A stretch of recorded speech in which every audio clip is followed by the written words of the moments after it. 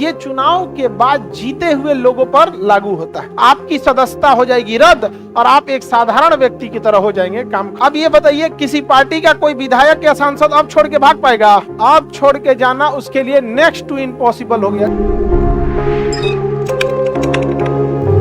आप दल नहीं बदल सकते हैं चुनाव से पहले, चुनाव जीतने के बाद। इसी पर रोक लगाने के लिए एंटी डिफेक्शन लॉ लाया गया, दल बदल कानून, एंटी डिफेक्शन लॉ। देखिए पहले क्या होता था ना कि राजनीति में उटपटांग चीजें हो जाती थी। जैसे सपोज कीजिए कि कांग्रेस ने चुनाव लड़ा, ठीक है, और बीजेपी, भारत में ये दो बड़ी पार्टियां हैं, ठीक है, ये इंडिया लेवल पे दो बड़ी पार्टियां। पता चला कांग्रेस में 150 लोगों ने जीता, अब बीजेपी में 200 लोगों ने जीता। समझ में आ गया कि नहीं आ गया? पहले क्या होता था कि भैया हम तुमको मंत्री बना देंगे, पैसा हैन तेन जो भी सेटिंग हो, इसमें से तुम आ जाओ 100 गो, ये हो गया 300, हो गया लोकतंत्र के जगह नोट तंत्र। पहले ये हो सकता, या इसमें से उठा के इसमें भेज दीजिए, पहले ये हो जाता था और बहुत बड़े पैमाने पे होता था। एक और ये कहावत हो गई कि एक आदमी था जिसका नाम था आयाराम। समझ में आ गया कि नहीं आ गया? तो वो ना दिन भर में 3 बार पार्टी बदल लिया, तो नामे हो गया आयाराम गयाराम। समझ में आ गया कि नहीं आ गया? एक दिन में 3 बार पार्टी बदल ली, सुबह कोई और, शाम में कोई और, दोपहर में कोई और। यहाँ पे नामे हो गया Aaya Ram Gaya Ram. Anti defection law इससे बहुत जरूरी होता है। ये एंटी डिफेक्शन लॉ यानी दल बदल का कानून, ये चुनाव हारने या चुनाव से पहले लागू नहीं होता है।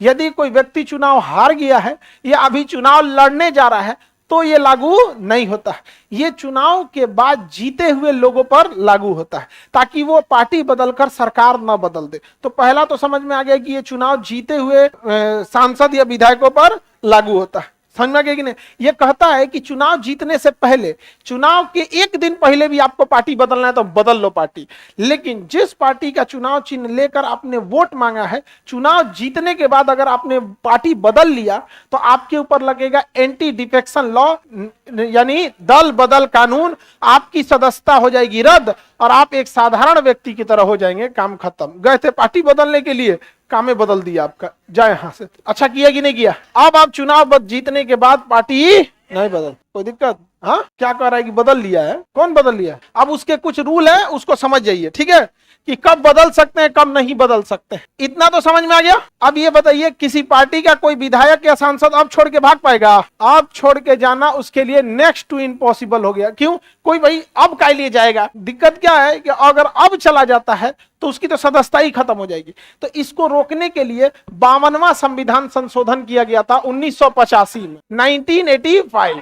उस समय के पीएम थे राजीव गांधी। कौन थे? राजीव गांधी। राजीव गांधी साहबानों केस, बफोर्स तोप, 2G और 1985 में 90, ये 3-4 केस इनके समय ऐसा हुआ ना कि पूरा बदनामी होकर रह गया। एक स्विस बैंक में एक अकाउंट पाया गया था जिसका नाम था लोटस, उसका कोड नाम था क्या? लोटस। लोटस मतलब कमल, राजीव मतलब कमल। राजीव मतलब ही क्या हो जाता है? कमल। मीडिया ने उछाल दिया कि भाई ये नहीं का, ये नहीं का। साहबानों केस हो गया था, एक तो मतलब तलाक का मामला हुआ था, सुप्रीम कोर्ट ने आदेश दिया, इन्होंने संसद से पलट दिया, बड़ा शीशा लेदर हुआ था उस समय। बफोर्स तोप बिना मतलब के उठा है। बफोर्स तोप का मेन मुद्दा उठा गया कि ये तोप अच्छी नहीं है, लेकिन 1985 में भले ये मुद्दा उठा दिया गया था अच्छी नहीं है, लेकिन 1999 का करगिल लड़ाई हम लोग ने उसी बफोर्स के दम पे जीते थे। उस बफोर्स ने तो छक्के छुड़ा दिए थे। तो कई बार हम लोग ने विरोध करते करते कोनो चीज का विरोध कर देते हैं। तो बफोर्स अच्छी तो ठीक है। तो राजीव गांधी के समय ये सबसे अच्छा कानून लाया गया था। उनकी विदेश नीतियां भी राजीव गांधी के समय ही रिफॉर्म करके बनाई गई थी। गुड़गांव, नोएडा, ये सब जो शहर हैं दिल्ली के आसपास, इन्हीं के समय से ना क्या हुआ था, ये समय था जो 80 से 90 का जो दशक था ना, एक्सपेंशन का दौर चल रहा था उस समय। अभी के समय में भी भारत में बड़े शहरों की जरूरत है, क्योंकि वही शहर है, नए शहरों के निर्माण नहीं। तो इस समय काफी चीजों की जरूरत थी, ये कर भी रहे थे। उसमें सबसे जरूरी काम था ये दल बदल कानून। इस कानून में कहा गया कि आप पार्टी चेंज, जीतने के बाद आप पार्टी चेंज नहीं कर सकते हैं। समझ में आ गया कि नहीं? इसमें कई नियम है। अगर पहला नियम, आप पहले समय पार्टी चेंज कर देंगे तो ये आपको क्या कर देगा, खत्म है। आप पार्टी चेंज नहीं कर, सबसे पहले तो दिमाग में बैठे कि हारे हुए लोग पार्टी चेंज करे या ना करे क्या फर्क पड़ता है, उनके लिए नियम लगा क्या करेंगे हम? नहीं, तो सिंपल आदमी है, तुम किसी का झंडा लेके घूमो, बोरा ओढ़ के घूमो, कौन मना किया है तुम्हें? तो जीते हुए पे ये लागू होता है।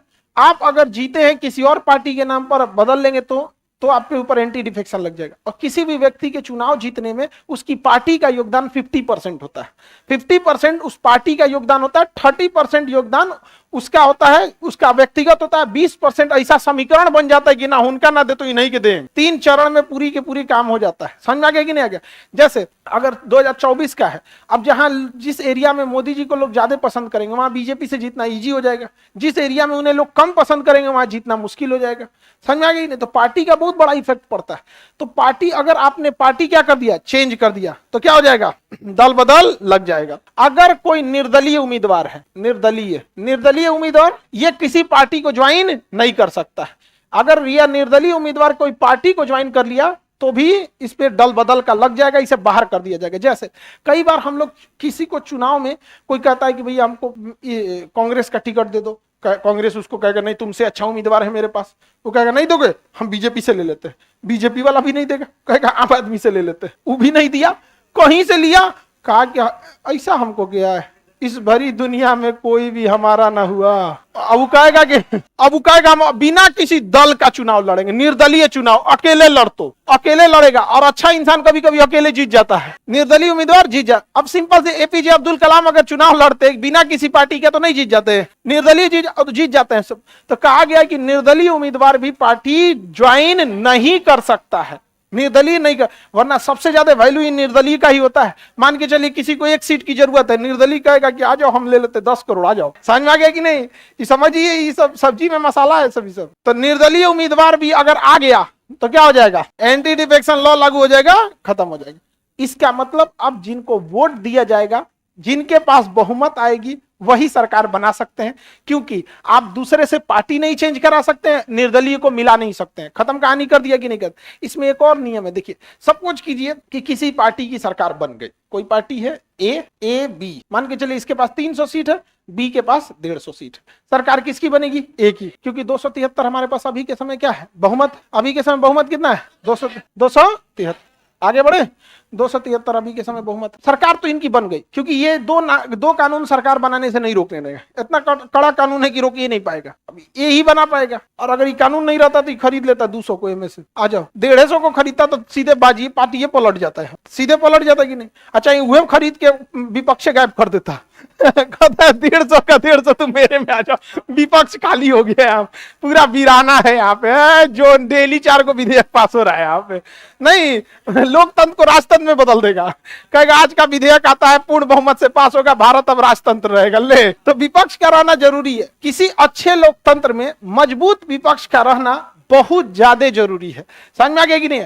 और अगर सरकार आपके पसंद, देखिए हमारे यहाँ राजनीति का क्या कीजिएगा, सबका अपना अपना एक वो है, उसको कोई मतलब नहीं है। भारत में हर इंसान अपना एक ब्रांड चिपकाया हुआ है। सपोज कि अगर किसी को कांग्रेस पसंद, किसी को बीजेपी पसंद, जिसको कांग्रेस पसंद है ना उसको कोई मतलब नहीं बनता है कांग्रेस क्या कर रही है क्या नहीं कर रही है, उसी को वोट डालेगा। जो बीजेपी को पसंद करता है उसी को डालेगा, कोई फर्क नहीं पड़ता है क्या कर रहा है। रीजन क्या है ना कि लॉजिक कब लगाइएगा? जब आपके अंदर एजुकेशन आएगा, वो भी स्टैंडर्ड का। भारत में 80% लोग के पास डिग्री है, स्टैंडर्ड का एजुकेशन नहीं है। बात करने के लिए बोल दीजिएगा, बहुते बोलेगा, उसको कह दे अच्छा ठीक है ले एक पन्ना लिख के दिखाओ, तो मोदी जी ने क्या क्या काम किया लिखो, या मोदी जी ने क्या अच्छा किया या खराब किया। नहीं, बोलने में भी दो लाइन बोलेगा, कुछ नहीं किए हैं। तारीफ में भी कहेगा बहुत कुछ किए हैं, लिखने को दे दो तो सब भाग यार ये का दे दिया, हमारा मेंस लिख तो हम तो विपक्ष का होना जरूरी था।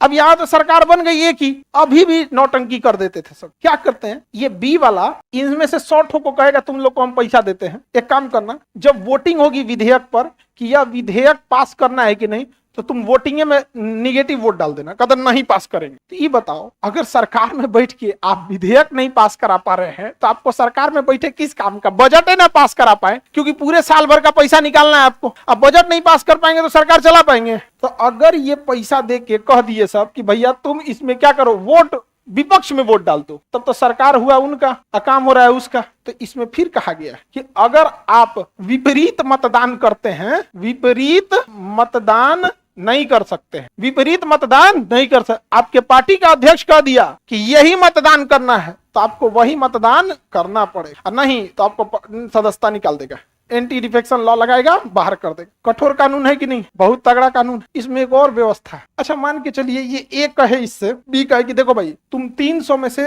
100 गो विपरीत मतदान दे दो, अपोजिट वोटिंग कर, तो कहेगा ना ना ना पकड़ा जी तो हमारे कुल मेहनत पर चुनाव में इतना पैसा खर्चा किए, अभी आधे निकला है, अभी और कमाना है हमको, अभी पूरा निकालने दो, तब रिस्क लेंगे। कहेगा ये ठीक है, एक काम करो, जिस दिन मतदान होगा ना विधेयक पे, तुम 100 को घरे बैठ जाना, पेट दुखा रहा है, कोनो कहेगा हमारा गोड़ दुखा रहा है, कोनो कहेगा कान दुखा रहा है, कोनो कह देगा हमारा कुछ दिखिए नहीं रहा है, समझा गया ही नहीं आ गया, नारा उखड़ गया है, कुछ बहाना बना दे यहाँ पे। तो अगर विपरीत मतदान न करने के बजाय अइबे मत करो, समझ में आ गया कि नहीं, मतदाने में अनुपस्थित हो जाओ, तो भी इनको सरकार बनाए कोई फायदा है? सरकार ने 370 विधेयक हटा दिया, धारा 370 हटा दिया। अगर उसी में कई 100 को एब्सेंट मार देता तो हटाइए, 100 को निकल गया एब्सेंट मार तो हट पाता नहीं। तो अगर आप अनुपस्थित हैं तो भी आप पे क्या लग जाएगा? Anti defection. मतदान के समय अगर आप क्या हैं?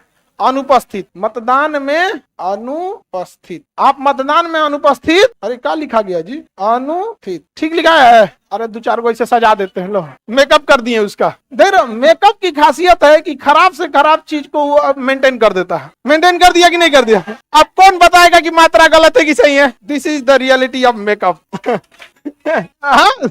कितना सुंदर लग रहा है यहाँ पे, कोई गलत कहेगा भी इसको?